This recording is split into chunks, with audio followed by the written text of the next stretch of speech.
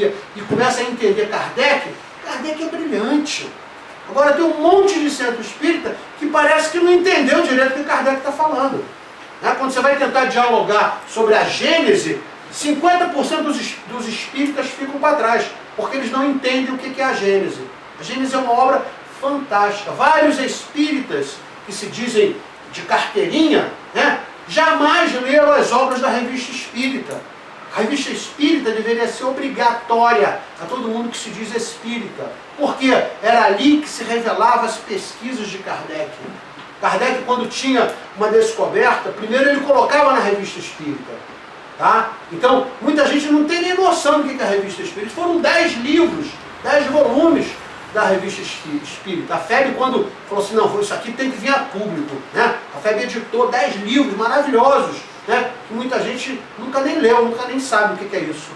Mas devia ler, está lá. Kardec era tão brilhante, mas tão brilhante, que ele é capaz de admitir erro. No Livro dos Espíritos ele diz que não tem possessão. Lá no finalzinho, na Gênesis, ele fala assim, me enganei. Tem possessão sim. Tá? Então só espíritos realmente altruístas, com nível de comprometimento com a verdade, são capazes de dizer que erraram, que se enganaram. E muita gente ainda fica até hoje, professor, não concordo, Kardec não falou, aí fica essa briga. E aí só para comentar, o pai João de Aruanda fala uma coisa, antidoutrinário é não amar. Isso aqui é antidoutrinário, se referindo ao espiritismo. Então, pai João de Aruanda fala assim, olha amigo, vamos parar com essa discussão, porque do lado de cá não tem sectarismo religioso. Aqui só existe uma religião, é o amor. Ponto final. Então acaba com essa coisa, eu sou espírita, eu sou isso, eu sou aquilo. Isso não é nada. Você é um ser encarnado tentando se autoconhecer. E a gente não entende isso, fica brigando. Não, acha que o espiritismo é melhor que o budismo, que é melhor que não sei o quê, aí critica o evangélico, aí critica não sei o quê, não tem que criticar nada. Cada religião está de acordo com a capacidade de compreensão daquilo que está encarnado. Então se o cara não tem ainda a possibilidade de entender a doutrina, porque a doutrina espírita, a doutrina dos espíritos, é uma coisa sofisticada, você tem que ter um nível de instrução bom para poder acompanhar. Tem pessoas que não conseguem, não tiveram a oportunidade de estudar. Então ele vai lá para a igreja evangélica dele e ele vai ser bem assistido, ele vai sair dali feliz, contente, vai sair dali com graça, vai ser agraciado pelos espíritos superiores. O pastor, de uma forma ou de outra, vai falar coisas que você pode não concordar, mas para ele vão fazer sentido.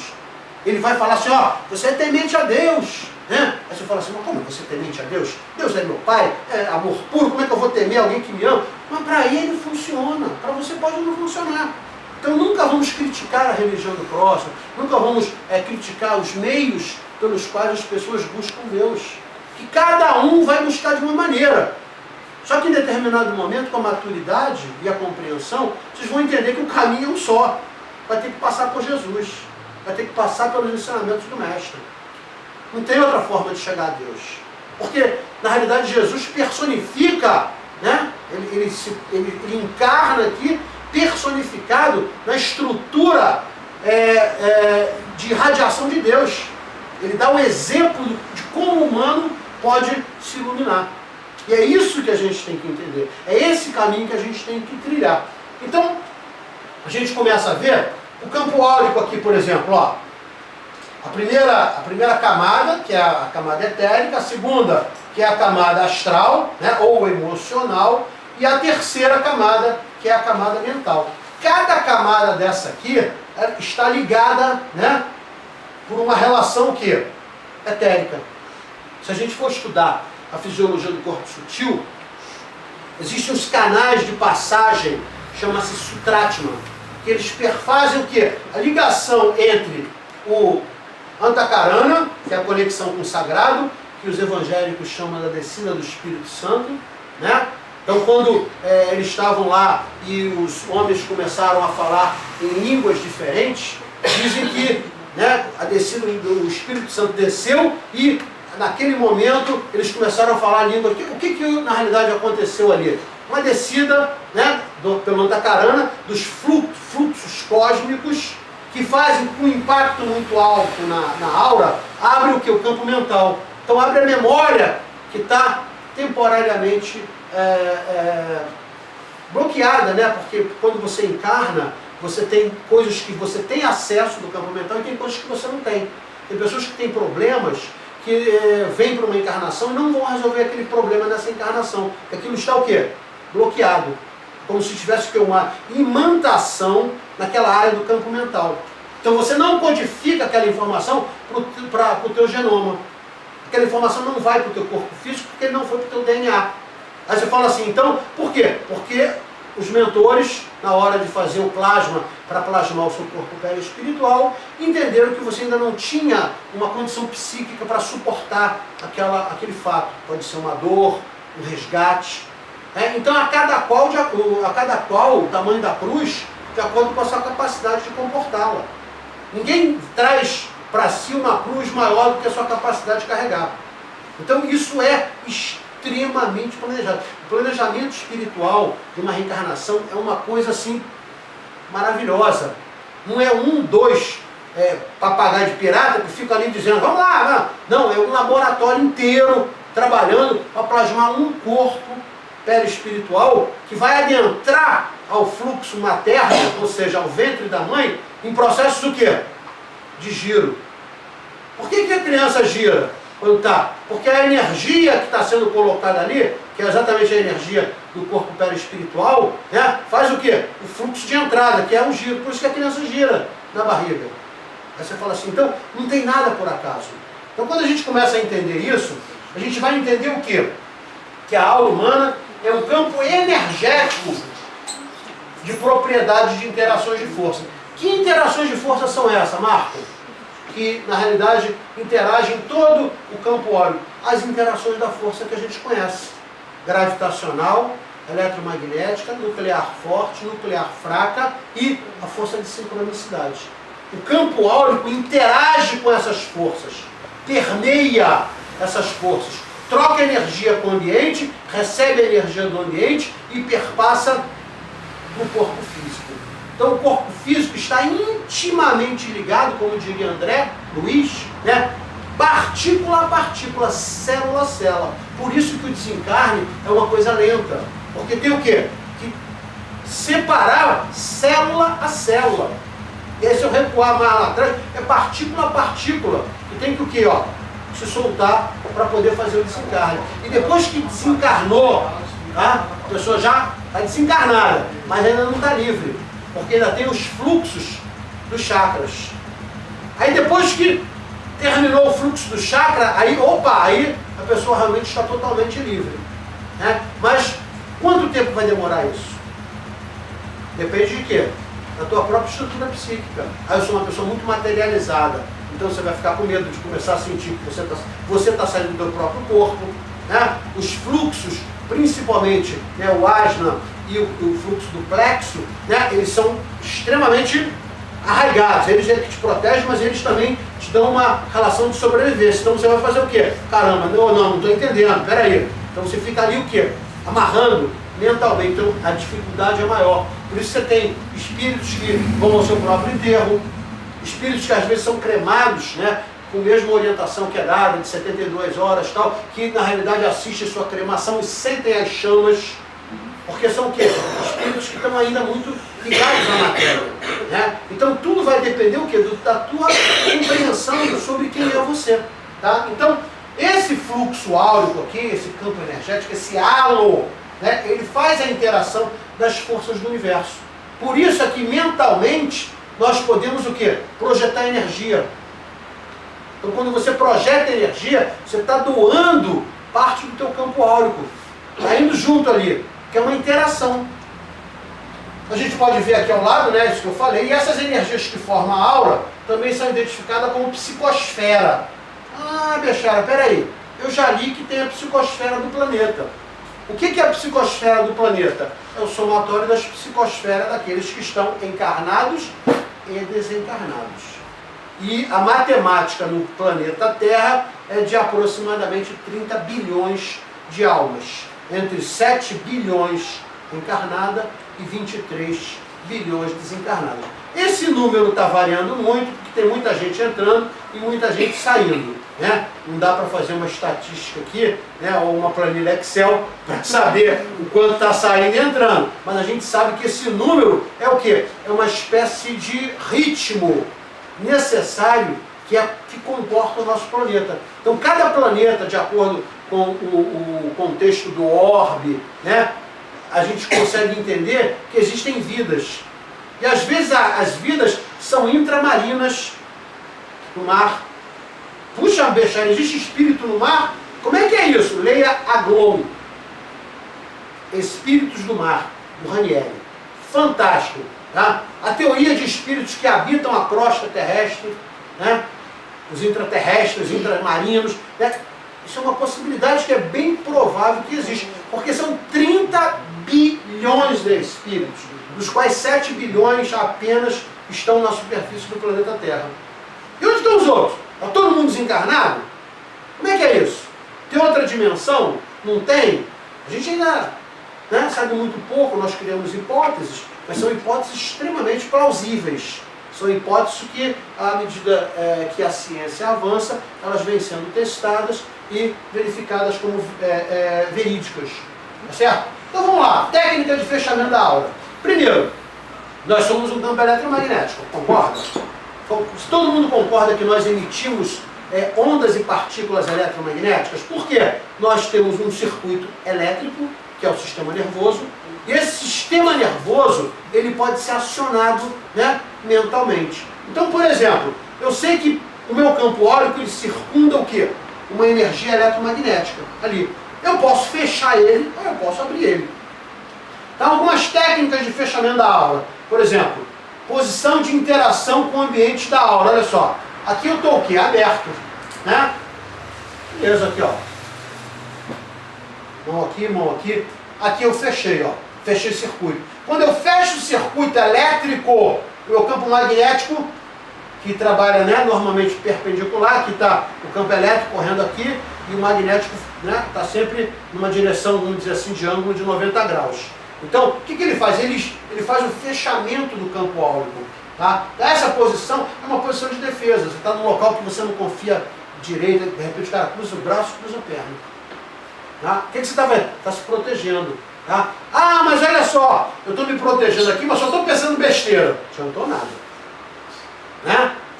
Então, o recurso físico é um suporte psíquico, mas se a tua mente está fragilizada, não adianta tudo. Fechar tudo aqui que, no fundo, você continua num processo aberto. Né? Olha aqui uma posição de fechamento de aura. Já reparou quando você estuda neurolinguística? Um dos craques da neurolinguística é o Napoleão Hill. Né? Ele tem um livro bastante interessante chamado A Lei do Triunfo.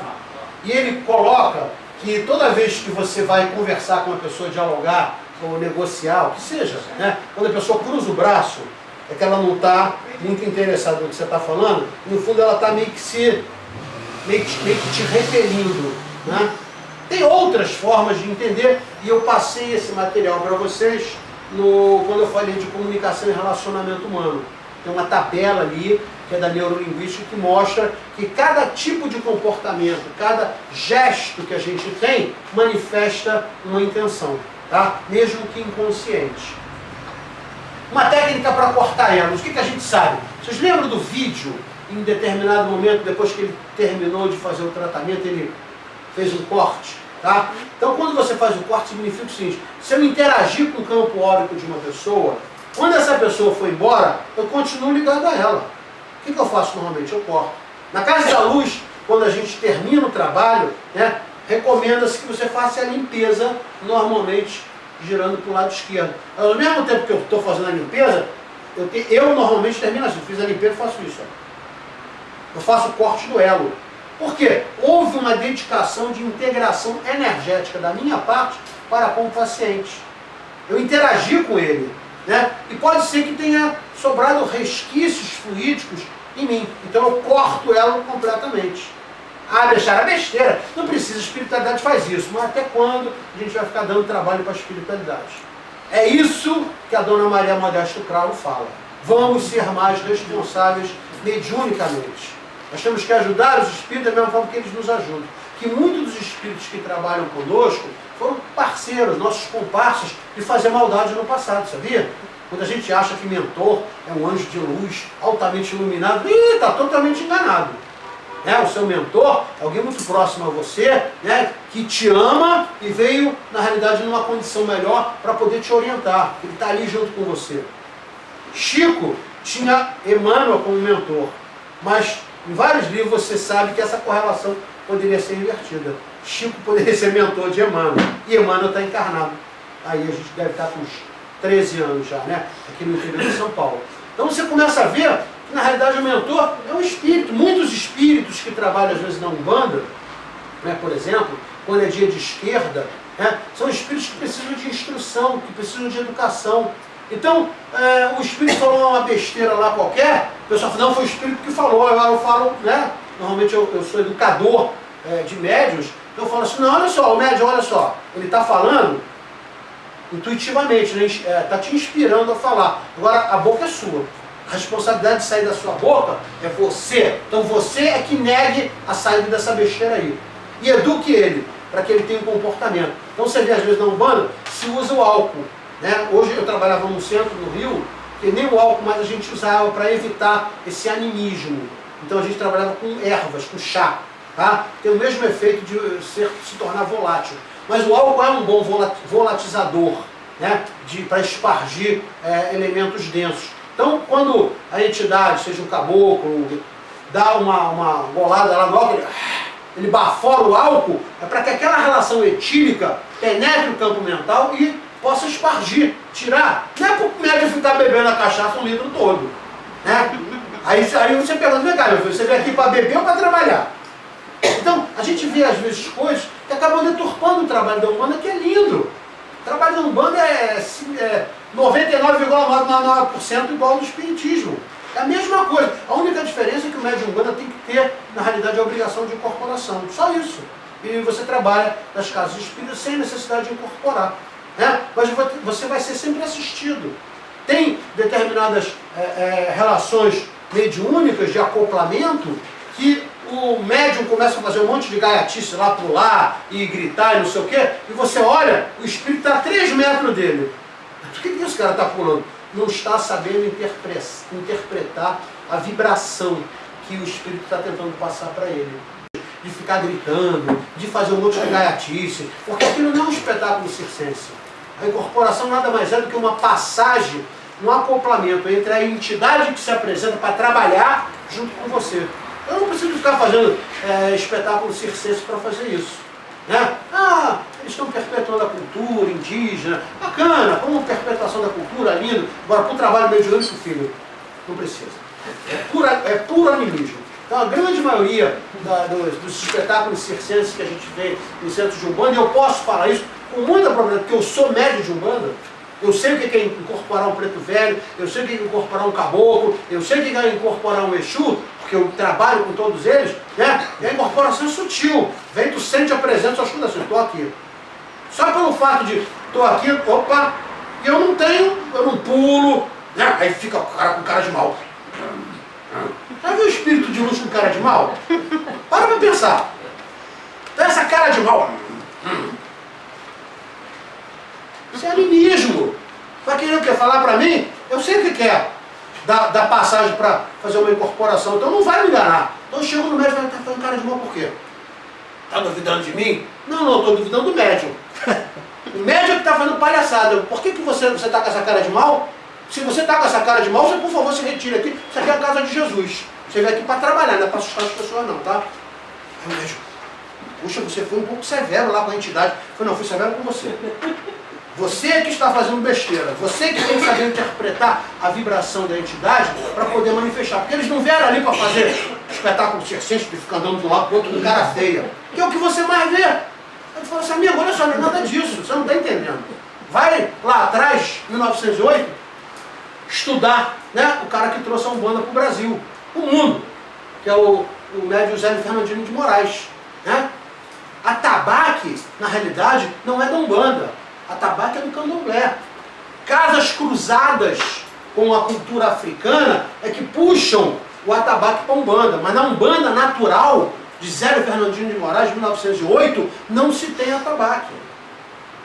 Eu posso te dizer assim, eu gosto de um atabaquezinho, Eu gosto do barulhinho lá, né? Mas só para facilitar o transe mediúnico, eu gosto das músicas e tal, mas eu não preciso para incorporar da música. É óbvio que a música oportuniza o quê? Pela satisfação que me traz, né? Uma oportunidade de transe mediúnico mais rápido, não tenha dúvida, tá?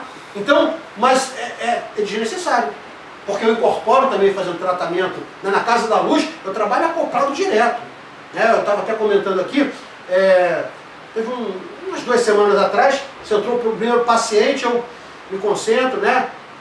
Me coloco à disposição da espiritualidade e peço que eu seja, né, um facilitador dos trabalhos da espiritualidade e tal, e que eu possa doar o ectoplasma necessário para a recomposição. E aí, quando o rapaz sentou, um cheiro de cigarro, eu falei, meu Deus do céu, como é que esse cara... Não, campo órico, eu já imaginei, campo órico totalmente contaminado, né? Aí eu pensei, será que é o médico do meu lado? Assim não era, mas deve ser esse cara, é um cara fedorento, né? Aí veio o segundo, mesma coisa. Aí veio o terceiro, eu falei, não é possível. Só senta fumante na minha frente, isso deve ser kármico, né? Porque eu ganhei um peteleco na orelha, falou assim, ô meu, preste atenção no cheiro. Aí eu, não era cigarro, era charuto. Devia ter algum caboclo ali, trabalhando comigo, né? Que estava espargindo fumaça etérea. Porque eles usam de recursos físicos. Deixaram, num centro espírita, eu nunca vi baixar um caboclo, meu amigo, então você nunca foi num centro espírita. Porque o que mais tem é caboclo preto velho no centro espírita, onde se diz kardecista. Porque eles estão pouco se lixando para o nome que a gente dá para eles, ou a roupagem fluídica com que eles se apresentam. Eles vão ali para trabalhar. E se o trabalho for mais específico, com um preto velho, que trabalha com o chakra da base, é por isso que o preto velho, quando você incorpora, ele puxa para baixo aqui, porque você não aguenta, a tua coluna parece que vai quebrar. Então você tem que flexionar, porque ele está trabalhando direto com energia, o que? Telúrica, e você puxa pelo chakra da base. Por isso que o preto velho curva, né?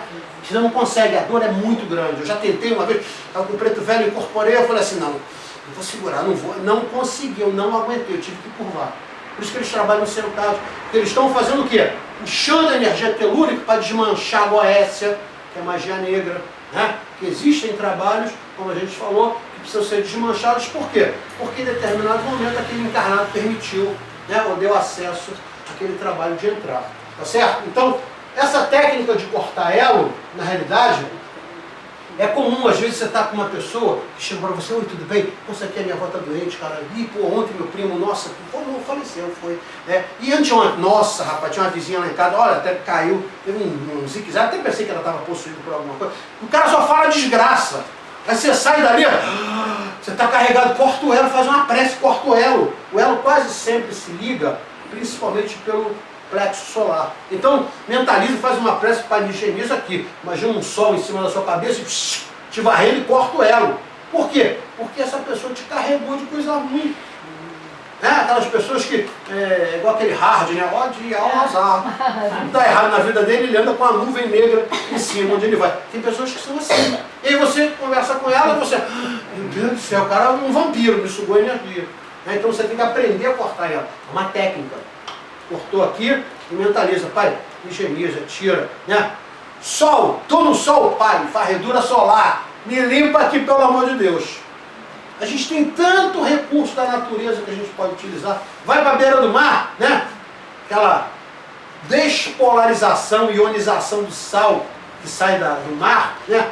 Varrendo um ventinho. Nossa, aquilo ali é uma beleza, né? Você para lá, inspira profundamente, pai, fazer com que essas partículas do sal me ionizem, né? Retire toda a densidade que possa ter no campo áurico.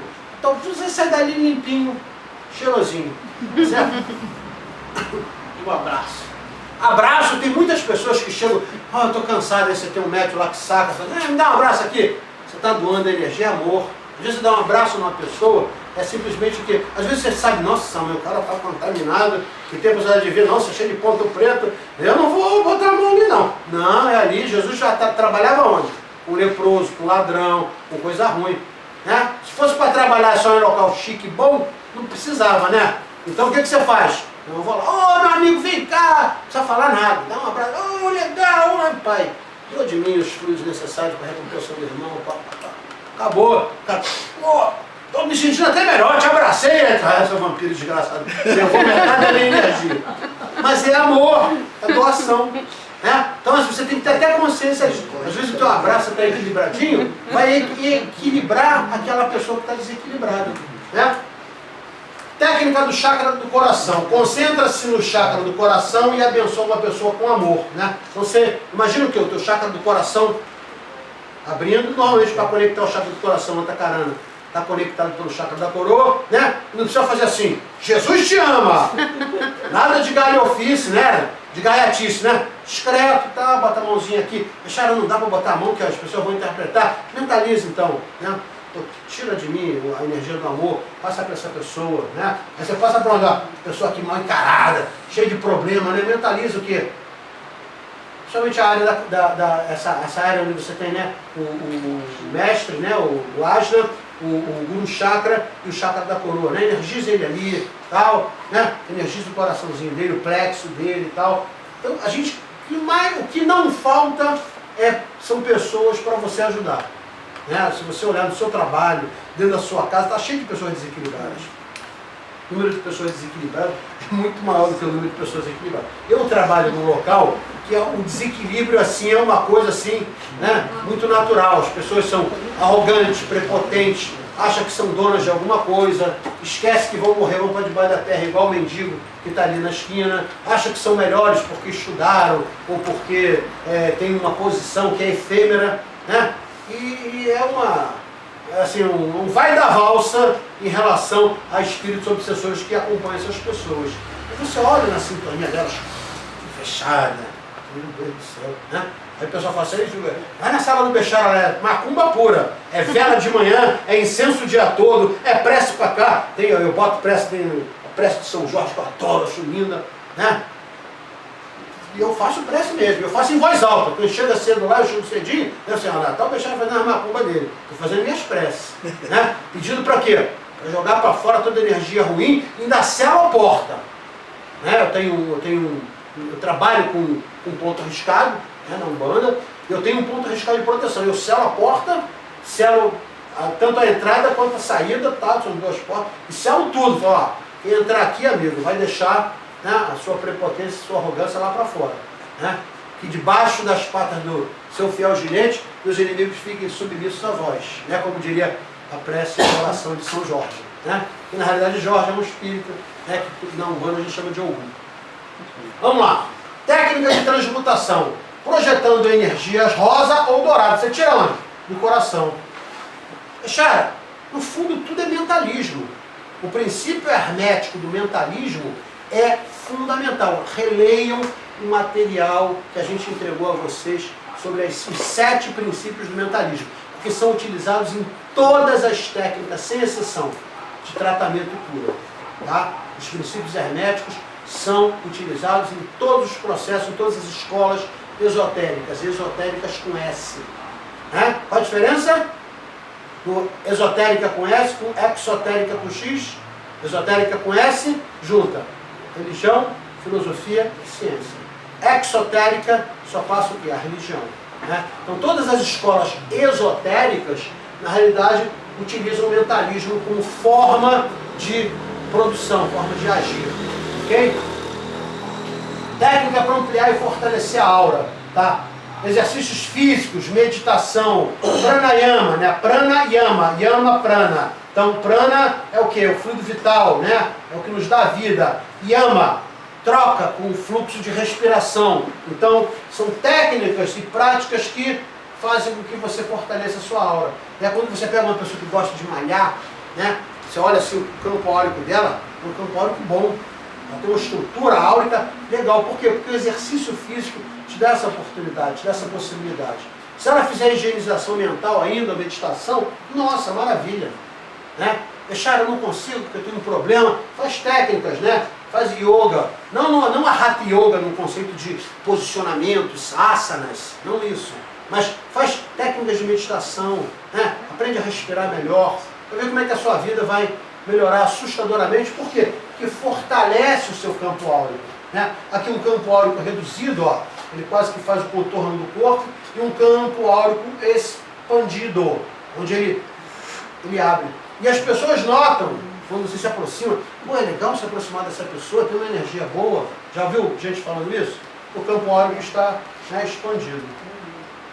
Técnica de fortalecer a aura conectando a língua ao palato. Isso é muito comum. Quando você estuda sânscrito, eu tive já a oportunidade de estudar num templo Hare Krishna, quase todas as pronúncias do sânscrito são pronunciadas, as consoantes, né, são pronunciadas de forma a você tocar a ponta da sua língua no céu da boca, que é o palato. Né? Então, o português perde um pouco nessa relação. O sânscrito, né, o grego também tem essa estrutura. Né? Quando você estuda o grego, você vai ver que a forma de pronunciar as palavras são entonações que acionam o quê? Uma espécie de projeção da ponta da sua língua no palato. Né? Isso força o quê? A pineal. Então você está o quê? Uma espécie de cutucando a pineal.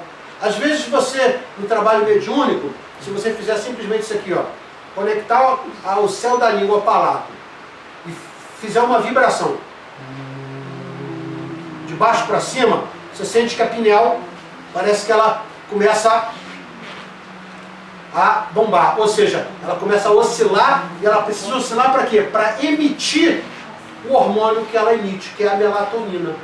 E ela, quando joga para fora a melatonina, que é, na realidade, um hormônio, o que ela faz? Ela cumpre a função de captar o estímulo eletromagnético e transformar em eletroquímico. E essa melatonina, ela vai sedar determinadas áreas do teu cérebro para que você entre num transe mediúnico com mais possibilidades.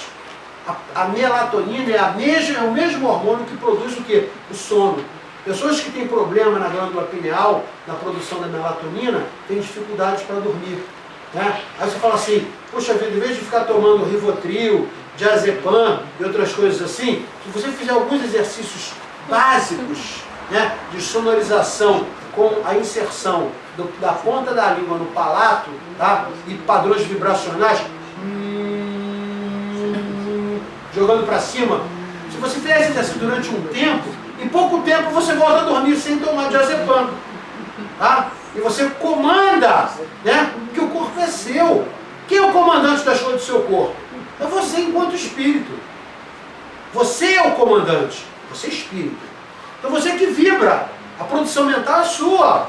Então você pode ver uma glândula que está defeituosa, você pode começar, né, a trabalhar mentalmente para que ela possa voltar a produzir. Porque quando você produz um hormônio sintético, como é que o corpo entende? Ah, eu não vou produzir, né, uma quantidade exacerbada. Então ele deixa de produzir.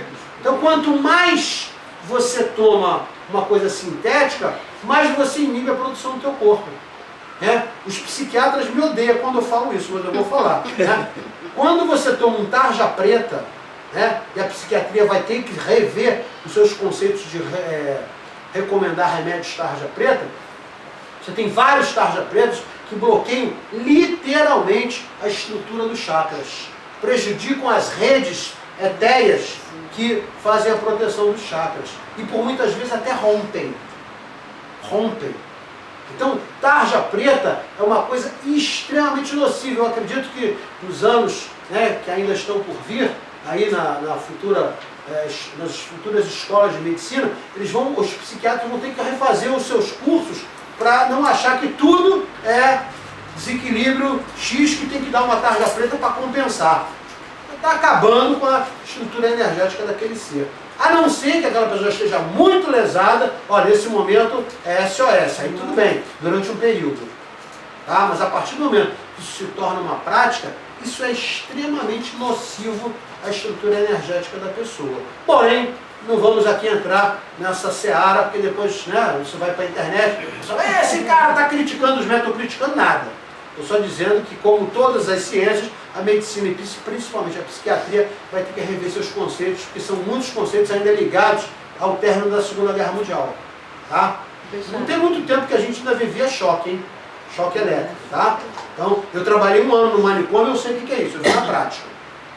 1 ano, trabalhei na colônia Juliano Moreira, no Rio de Janeiro, onde a gente fazia um trabalho de reabilitação motora, eu sou psicomotricista também, então eu estava lá recuperando, né, fazendo gráfico de melhora, e aí o cara começava a ter algumas alterações, né, que eram alterações espirituais, na realidade. E esse cara está vendo, está dizendo que está vendo o espírito aí morto. Dava uma tarde apenas, no dia seguinte o cara está igual um zumbi. Aí todo o teu trabalho foi pro saco. Aí tu fala assim, meu Deus, o que é isso? Hoje a medicina já entende através do Código Internacional de Doenças, o 10, não são mais consideradas doenças mentais, que antigamente eram. Eu estava em camisa de força. Então o CID-10, que é o Código Internacional de Doença, já prevê, né, para o médico não taxar. Porque o problema do ser humano é botar rótulo, né? E na realidade a gente esquece uma coisa que o Hahnemann falou lá atrás. Você não trata a doença. Não existe uma padronização para tratar a doença. O que existe é o doente. Aí você tem que entender o porquê aquela pessoa manifesta aquela doença. Você trata o doente, não a doença. E essa é uma máxima que muitos médicos ainda não entenderam, né? Então falta humanidade no tratamento, falta compreensão da energia holística, né? De uma forma geral, para entender que o ser humano, na realidade, é muito mais do que um corpo físico e produções mentais, né? Por isso que eu gosto da psicologia transpessoal, né? Do Stanislavski Grof, porque ele vê o ser humano como um todo. Ele não vê somente a produção estrutural da mente, né? Então a psicologia, né, também tem que rever seus conceitos de behaviorismo, né, estudos de Pavlov, né, bacana para a história da psicologia. Mas hoje a psicologia tem que ser holística, ela tem que ser transpessoal, ela tem que entender o ser humano como um todo, né? Esse ser humano tem um corpo energético. Então eu acredito que a ciência tem que rever seus conceitos. Tá certo? Alguém ia fazer alguma pergunta? Não, Alexandre, é só que você falou que como vai para a internet, tudo que é uma crítica, não era uma crítica, mas eu como professora, eu vejo muito na escola hoje, muitas crianças tomando Ritalina e outros remédios muito fortes, que assim, pequenos, e qualquer coisa a mãe levou, a criança que está muito agitada, é remédio. Muitos, então tem uma lista de alunos que tomam remédios controlados. Tem crianças muito grande, que o médico diagnostica com transtorno de déficit de atenção. É demais. Crianças extremamente inteligentes, porque vão para a sala de aula, aí a professora dá uma tarefa. Aí o garoto faz a tarefa, todo mundo demora 15 minutos, o garoto faz em 5. Aí ele fica assim, o que eu vou fazer? Vou jogar bolinha no meu amigo. Olha, esse garoto é um capeta. Ele tem transtorno de déficit de atenção. Aí tu fica olhando assim, meu Deus, qual foi a parte que esse médico não entendeu isso? E diagnostica, né, a criança com um transtorno de déficit. Ou então falar, está na moda dizer que é bipolar. Amigo, vamos estudar mais. Porque todo mundo tem relações de bipolaridade. Porque o mundo é bipolar. A estrutura sua é bipolar. Né? Tem um lado esquerdo e tem um lado direito. Tem um lado que polariza, tem um lado que despolariza. Então esses rótulos que ficam botando no ser humano são extremamente perigosos. Vamos estudar mais, entender mais o ser humano como um todo, para poder fazer diagnósticos mais precisos, né? Num conceito espiritual também. Porque esse negócio de espiritismo, isso não existe. Cada qual de acordo com a sua capacidade de compreensão. Não somos nós que vamos tentar mostrar para esse povo que existe uma coisa além da matéria, né? Então vai chegar a hora que ele vai entender. Às vezes essa hora é quando ele está desencarnado. Aí que é triste. Bom, essa técnica aqui fortalece a aura, né? E ao mesmo tempo fecha, tá? E o teu campo áurico, né? Simplesmente você unir as mãos aqui atrás. Você já reparou que o militar, quando está na posição de descanso, é mais ou menos essa posição? Tá? Só que a única diferença é que o militar cruza ao contrário. Ali a direita está por baixo, né? Aqui, ó. E a esquerda está por cima. Por quê? A relação, quando se fala da direita, é a relação do sagrado. A relação da esquerda sempre é a relação da matéria. Então, toda vez que você vai ver no Evangelho, quando Jesus se refere ao lado direito, ele está se referindo às coisas do Pai, às coisas do sagrado. Quando ele fala do lado esquerdo, ele está se referindo à matéria. Mas os dois interagem. Então, aqui nessa posição, é como se o espírito, as relações do espírito, sustentam a matéria. Por isso é que a mão direita está por baixo. Tá? Então, não é bobeira, não é à toa. Tá? Então, você começa, ó, aqui, ó, a direita está por baixo de novo e a esquerda por cima. Olha lá. Então, quem dá suporte para a matéria? A estrutura espiritual. Então, quando você fecha a mão, aqui, né? Você bota a direita por baixo e a esquerda por cima, no fundo você está o quê? fazendo o quê? Um fechamento do circuito que vai o quê? Imediatamente espargir na tua aura. Você fecha o teu campo áurico. Tá? Às vezes eu estou num local muito denso, muito ruim, eu fecho a mão, ninguém sabe, né? Com essas técnicas, eu fecho a mão, boto a língua no palato e fico respirando profundamente. Tipo assim, a energia ruim vem e é como se fosse um guarda-chuva. Ela vem e não entra, pá, e vai para fora. E vai procurar outra pessoa para se agregar. Tá? Por quê? Porque isso é real. Você vive, na realidade, num ambiente aberto e você pode se tornar um sistema aberto. Então você tem que saber fechar o teu circuito. Não estou falando de circuito espiritual não. Tem pessoa, lembra do professor de filosofia falando? Tem pessoas que confundem o campo bioelétrico com o campo áurico. O campo bioelétrico, uma manifestação que de um mal-estar manifestado no teu corpo físico. Tá? E o campo áurico é depois que ele já passou do corpo físico, já contaminou, né, as relações perispirituais e chegou na aura. Tá? Então, às vezes, ele começa simplesmente no teu campo bioelétrico, com um desequilíbrio seu. Então, se você conhece essas técnicas, eu não deixo o desequilíbrio bioelétrico acontecer. Porque essas ações acontecem no campo bioelétrico que vai chegar onde? Na sua expansão ao campo áurico. Como se fosse uma prevenção. Tá certo? Então aqui, isso é simpatia, isso é besteira, né? Não. Estou falando de física. Estou falando de você aprender a fechar circuito na realidade do teu campo bioelétrico. Certo? Bom, outra coisa, fechar as mãos dentro do bolso, né? Fechar as duas mãos. Não deixar o pão duro, então você está bem, né? Ele está sempre ali protegido, né? Você fecha a mãozinha, bota aqui, ó, o polegarzinho aqui dentro, bota dentro do bolso, né? Tudo bem? Legal, né? Tá, os duas mãos, né? Pai nosso que está no céu. Tudo bem, legal. Santa Maria, Mãe de Deus, Ave Maria, seja grave. Né? Tem locais que você vai, você tem que ficar assim. Né? Porque aquela bando de energia, então pessoas falando mal uma da outra. Né? Aquilo atrai obsessores com a beleza. Né? Quando as pessoas começam, mas fulano de tal, aí fica todo mundo falando mal do fulano. Né? Se aquela pessoa estiver desprotegida, onde ela estiver, ela está recebendo uma chuva de dardos. Né? Então a gente tem que tomar cuidado. Técnica para fortalecer a aura usando os cristais. Bom, o cristal, ele é o único, entre o mundo mineral, ele não é o único, tem outros, mas ele é o que mais apresenta possibilidades de receber comando. Como diria as psicografias de Chico, né, pelo Emmanuel, do átomo ao arcanjo, o princípio é o mesmo. Então a gente sabe que no mundo mineral existe o princípio inteligente, só que ele não está manifesto, mas no cristal ele começa a ter relações de manifestação. Por quê? Por relações de decreto. Eu posso decretar um cristal para atrair toda e qualquer energia mal qualificada de um ambiente. E ele se torna o quê? Uma espécie de atrator, ele puxa.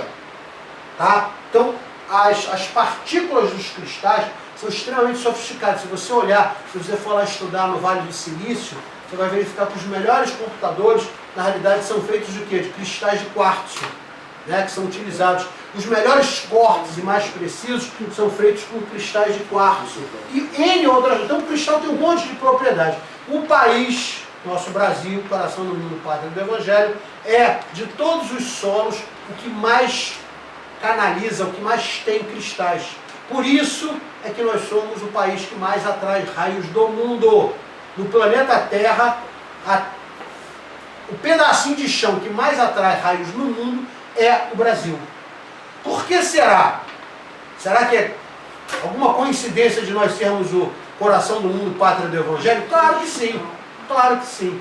A estrutura geológica do planeta, né, quando Jesus direciona, né, a saída de Israel, passando pela França até chegar no Brasil para se tornar coração do mundo, pátria do Evangelho, tinha que ter o quê? Uma geologia capaz de ter essa oportunidade. Então, para isso, o solo tem que ser rico em cristais, porque o cristal interage com as redes elétricas emanadas da natureza. Eles puxam energia elétrica. E, como estão na Terra, eles fazem o quê? Uma sintonia com o magnetismo. Então, na realidade, um cristal, ele potencializa as relações eletromagnéticas. Então, às vezes, você coloca um cristal no peito, né? Você usa, né, um determinado pingente, um anel, tal.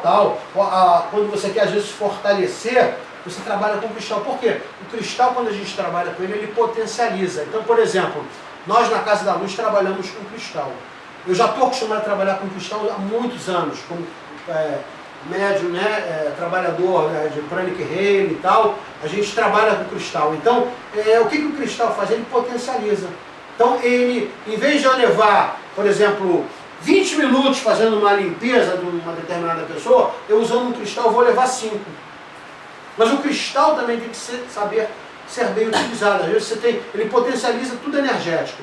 Então às vezes você bota uma pessoa que está com uma doença cancerígena em expansão, né? Você bota um cristal próximo a ela para ela dormir, o cristal vai potencializar a morte das células dela.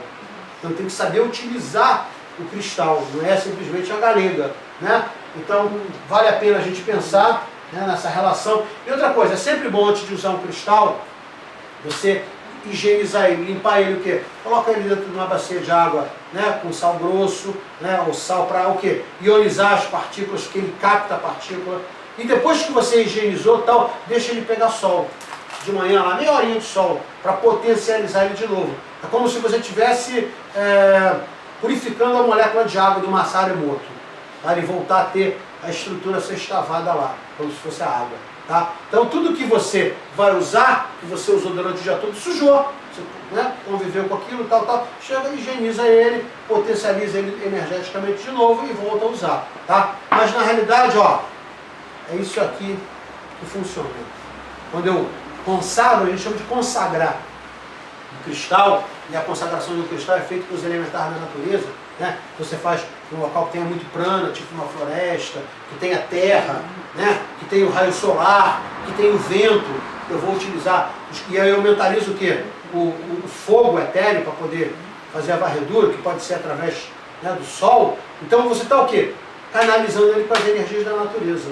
Então da mesma hora que você tem que limpar ele, você tem que energizar ele também, né? É igual planta, né? Já viram planta assim? Entra uma pessoa doente, uma pessoa está para morrer, uma energia ruim, o que a planta faz? Nunca ninguém viu ou teve essa experiência de uma planta morrer, né, antes de uma pessoa que estava morrendo? Por quê? Porque elas têm campo áurico também. Os animais têm campo áurico também. E como são sistemas abertos, interagindo com os sistemas abertos, eles interagem. Eu vou contar um segredo para vocês. Podia até pedir para desligar a câmera, mas não vou pedir não. Tá? Quando eu comecei a trabalhar muito com essa coisa de, né, treinar, né, eu estava em Búzios, estava com um grupo de amigos, tinha um gatinho que estava doente. Aí eu, achando que sabia alguma coisa, deixa comigo que eu vou curar o gatinho. E limpei o gatinho daqui, limpa daqui, depois botei muita energia no gatinho, e no seguinte o gatinho morreu. Eu falei, meu Deus, o que eu fiz no gatinho? Aí depois eu fiquei pensando e fui, né, conversar com as pessoas que tinham mais experiência que eu nessa área. Falei assim, olha só, a energia humana tem que ser dosada quando você doar um animal para uma planta. Por quê? Eu enchi demais aquela energia, eu acelerei o processo de morte dele. Tá? Então eu matei o gatinho. Isso deve ter gerado um processo kármico para mim. Talvez na próxima vida eu tenha que cultivar muitos gatinhos para poder resgatar, né, esse gatinho que eu matei. Né? Mas foi sem querer, a intenção era boa, mas eu usei ela de forma equivocada. Né? Então a gente tem que tomar cuidado quando a gente doa energia para o animal ou para uma planta, porque a qualidade da energia humana é muito mais refinada e tem muito mais potencial do que o campo áurico de uma planta, ou o campo áurico de um gatinho, ou de um cachorrinho, né? Aí você fala assim, então eu tenho que saber dosar a energia. Lembra do super-homem querendo voar? Aí bate em cima. É a mesma coisa. Quando você começa a praticar, você ainda não soube dosar direito. Já reparou que em determinados tipos de passe, né, você bota só 2 dedinhos? Quando eu vou trabalhar no asana, eu estou na Casa da Luz, tem um momento que a gente bota a mão. Então, normalmente, eu coloco a mão aqui por trás, né? Quando eu estou falando de indução mental, eu coloco só 2 dedos aqui. Você já se tratou 2 vezes comigo, já deve ter sentido, né? Eu coloco só 2 dedos aqui, por quê? Porque é muita energia pro asana. Botar a mão inteira. Né? Aí a energia ali, excesso, a espiritualidade vai ter que retirar. Seu asana não vai comportar aquilo tudo. É igual você querer colocar fluidos, né, em crianças pequenas. As telas do chakra não estão formadas. A profundidade do chakra é muito curta. Por que quando você faz curso de passe, o que você recebe como instrução? Olha só, você limpa a criança e estabiliza, não dá fluido para ela, senão ela vai sair dali pulando uma perereca. Por quê? Porque a quantidade de retenção de fluido dela é muito alta, mas ao mesmo tempo não tem ainda as telas fluídicas formadas. Então se você der muito fluido para ela, você vai deixar ela super agitada. Né? Aí você fala assim, o que eu faço então, Bechara? Né? Joga azul no ágina dela. Né? A azul é uma cor calmante, uma frequência que despolariza, e você quando joga azul, né, numa pessoa, você faz o quê? Ela acalmar. Então o segredo, quando está discutindo com o marido, com a esposa ou com o filho, mentaliza o ágina dele e fala azul, azul, azul. Tiro da onde? Da garganta. Azul, azul, azul. E canaliza ele. Daqui a pouco a pessoa... Se for bebê, dorme. É real. Se for criancinha, dorme. Tu apaga a criança. Né? Eu estou sem sono. Vem cá fazer um carinho em você. Azul, azul. Vou estar roncando. É real. Cansei de fazer isso com meus filhos. Cansei. Aí você fala assim, nossa mãe, isso funciona, funciona. Quando eu evangelizava, né? Eu evangelizava os maiores, aí as meninas que evangelizavam os bebês, os menorzinhos, falavam assim, Bechara, me ajuda lá. Eu falei, por que você não faz? Ah, eu sei fazer. Né? Eu ia lá, cantava uma musiquinha e plasmava azul em tudo que era lugar. Daqui a pouco as crianças. Bechara enfeitiçou as crianças, tá tudo dormindo lá. Não, eu simplesmente trabalhei com energia. Né? Elas ficam calminhas, pode puxar e funciona. Técnica para utilizar um cordão oblíquo com pingente, né? Uma estreta, a gente já falou sobre isso, né? Um desenho geométrico de 2 triângulos, ó, eu uso isso. Interconectados e invertidos em seus vértices, representa a chave vibracional que conecta e atrai energias divinas de bênção e proteção. Você acha que isso aqui atravessa milênios à toa? Esse símbolo que é utilizado pelos judeus, esse símbolo que é um símbolo esotérico, utilizado por N, e é representação de N mandalas no mundo, você acha que é à toa? Não, é besteira, é um bando de burro que não sabe o que faz e usa esse troço aí. Você acha que isso é utilizado como ponto riscado? Você acha que isso é utilizado em templos? É uma casa, não é porque acharam bonitinho, 2 triângulos invertidos, né? Então, de bênção e proteção, conhecido como estrela de Davi ou selo de Salomão, utilizado em todos os dogmas de alta magia e na bandeira de Israel, representando o poder de Deus. Né? Essa representação é, vamos dizer assim, a submissão. Então isso aqui é o quê? É um reforço psíquico. Bechara, não preciso de nada disso. Eu tenho estrutura de atenção e concentração, inclusive vibracional, para me conectar mentalmente, não preciso de nada dessa porcaria. Beleza, eu não sou tão forte assim. Eu preciso. Tem hora que a coisa está apertada, eu pego isso aqui, me protege e tal. Né? Tem gente que pega o seu santinho na carteira, tem gente que pega, sei lá. A gente sempre vai utilizando o recurso físico para o quê? Se fortalecer psiquicamente. É necessário? Não, se você tiver uma estrutura que você não se deixa assolar, que nada te perturba, que você ora e vigia 24 horas por dia, que você faz a benevolência, indulgência e perdão que o Evangelho recomenda para você orar e vigiar 24 horas por dia. Gente, esqueça tudo isso, desligue o seu computador, não me assista mais, porque é tudo besteira que eu estou falando.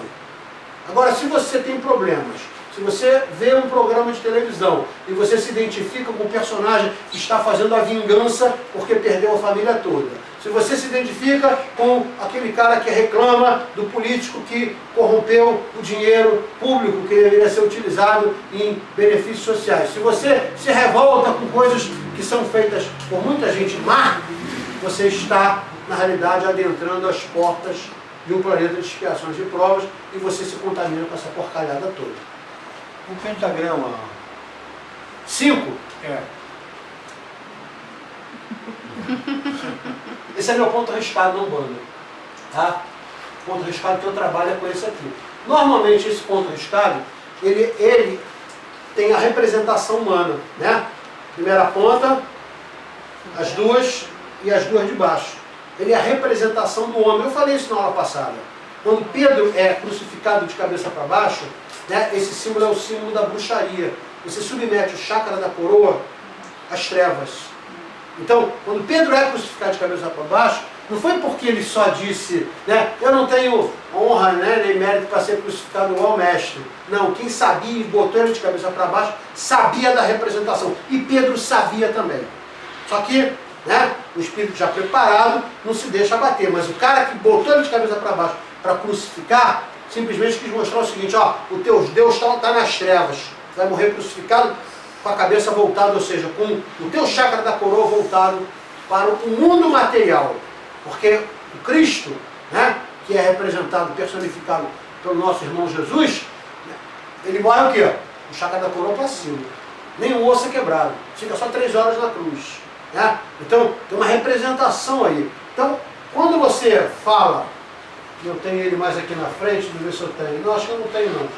Mas está aqui, né? Tá no corpo, né? Quando você fala do pentagrama, na realidade ele é uma representação de assimilação de poder, onde o vórtice, né, maior, que é o chakra da coroa, está submetido o quê? A uma submissão a Deus. Então ele representa a desenvoltura, o desenvolvimento do ser humano no caminho da espiritualidade. Tá? Ele é, por exemplo, o meu ponto riscado, né? O meu ponto riscado, ele é exatamente como está aqui, né? Ele é uma estrela e eu faço isso. Na própria Casa da Luz, quando fala assim, submeta não sei o que a um vórtice, a um triângulo piramidal, tal, eu faço aqui, ó, por exemplo, imaginando que aqui um pedaço da cabeça da pessoa, aqui outro pedaço. Eu simplesmente faço isso, ó, braço em cima, pirâmide, né? Cruzo aqui, aqui e aqui, estrela de 5 pontos. E boto 3 pontos dentro, que é a representação de Deus, e puxo para o chakra da coroa da pessoa. Tá? Então isso é uma representação simbólica de proteção. Quando eu vou fazer trabalho mediúnico em hospital, em locais que eu acho que são muito pesados, eu abro os trabalhos fazendo ponto riscado. Ou seja, eu estou pedindo proteção e um ponto riscado do éter é plasmado como se fosse um sinal, como se eu tocasse uma trombeta. Então quem trabalha na frequência desse ponto riscado que eu trabalho aqui, né, sabe, opa, tem um trabalhador lá pedindo auxílio. Imediatamente o auxílio vem. Não precisa fazer nada. Quando eu traço o ponto riscado, eu estou mentalizando que eu estou pedindo o quê? Ajuda, proteção, amparo, orientação. Imediatamente eles aparecem. Como apareceu no videozinho, né, na hora do desencarne, né, aquela irmãzinha que era mentora fala assim, a equipe especializada já está vindo. Aí aparecem 2 espíritos. Da mesma forma, existe equipe especializada para proteção. Eu faço isso aqui na prece. Quando eu estou fazendo a prece, se você reparar, eu peço que a presença dos guardiões, eles estão aqui, ó. Se tiver algum espírito aqui, zombeteiro, ou galhofeiro, ou com más intenções, ele não entra aqui. Ele só entra se ele estiver submisso ao aprendizado. Né? Então, o mentor olha, vê o campo áurico dele, vê as relações de estrutura mental e fala assim, você quer assistir? Então você tem permissão para entrar. E ele entra e fica quietinho, né? Na alteração. Aqueles que tentam fazer desordem, né? Os guardiões estão aí para isso. Casa espírita, às vezes, né? Eu trabalhei numa casa espírita no Rio de Janeiro, chamada Francisco de Paula, onde os guardiões, eles ficavam com roupa vestida de romano. Né? Isso até me lembra uma passagem, eu não lembro se foi de Algorina, eu não lembro, ela fala em determinado momento, né, que o filho estava com o filho e eles iam ser assaltados. Eles tinham acabado de sair do centro. E ela faz uma invocação, pedindo a presença dos guardiões. E aparece um guardião enorme atrás dela, não sei o quê, e o bandido olha, ele consegue ver e sai correndo. Aí o filho fala assim, mãe, o que você fez? Porque o cara saiu correndo, que eu fico com medo de você. Ela falou assim, não, de mim não, filho, mas quem está aqui junto de mim, ó, esse é poderoso. Né? Então o que a gente fala, ó, quando você está mexendo com um médium, trabalhador, dependendo de quem acompanha ele, na realidade você não tem que ter medo do médium. O espírito não tem medo do médium. Ele sabe que nós somos fracos. Ele tem medo de quem te acompanha. Fala assim, caramba, ó, o médium é fraco, mas quem acompanha ele é forte. Então, tem até uma passagem, né, de Ogum, que ele é bom de demanda. Né? Ele não chama para briga porque ele é bom de demanda, ele enfrenta mesmo. Eles estão acostumados. Quando você tem as falanges de caboclo, que vão no umbral profundo fazer resgate, os livros do Robson Pinheiro narram isso perfeitamente, né? Você vai ver que tem falange especializada, tem falange de Exu especializada em fazer captura. Né? Tem todos os portais, o livro Libertação narra os portais, né? Tem Exu guardião ali tomando conta, para não deixar os espíritos trevosos passarem para uma área que eles não têm autorização e nem possibilidade de frequência, e nem permitir que um desavisado passe daqui para o outro lado, né? Então todos os portais têm guardiões. Isso é real. Ah, Bechara, eu não gosto de chamar de Exu porque tem um nome feio. Ah, tá bom, chama de anjo da guarda, chama de mentor protetor das portas, como você quiser. Os espíritos estão um pouco se lixando por nome que a gente dá para eles, né? Nós é que ficamos nesse preciosismo aí. Bom, para encerrar então, a gente ainda tem mais uma aula sobre isso, né? Eu vou terminar aqui